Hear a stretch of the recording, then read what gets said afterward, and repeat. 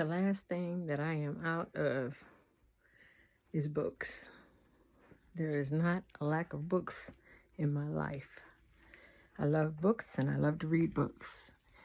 And more recently, something came into play, and that was a challenge.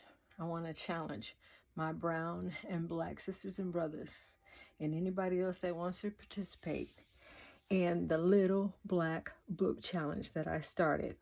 What it is when I was a young girl, there were some of my favorites out. Sounder, Miss Jane Pittman, Book of Black Inventors, all kind of black history stories.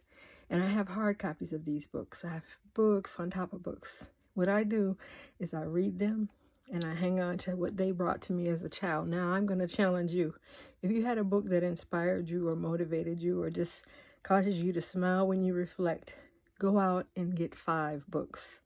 5 black books, 5 brown books, books about black history, books for our youth, books that wrote our narrative, 12 Years a Slave, not just fiction, nonfiction, autobiographies, books about our people, books about inventors, life stories. As you can see, I have a full array of books, and they're just growing. I still have slots for them.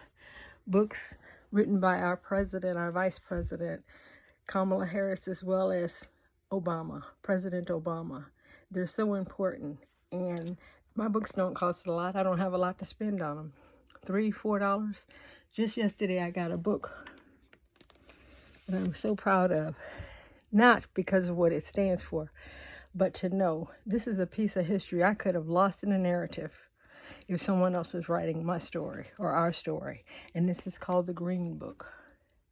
If you look this book up, you'll find out back in 1938 when it began, well, during the 60s. I was born in 64. I'm 60 years old. So this book had to be carried by anybody traveling from north to the south, black. Told you what restaurants you could stop at, what hotels you could stay at, taverns, even with mechanics you had to go and stay or use. So it's important. I ask you right now, my challenge is the Little Black Book. Get you 5 black books. Save them. Put them in a special spot. It doesn't have to be for you. It could be for your grandchildren, your great-grandchildren, even your younger family members who may not have you around to let them know what true history, our history was.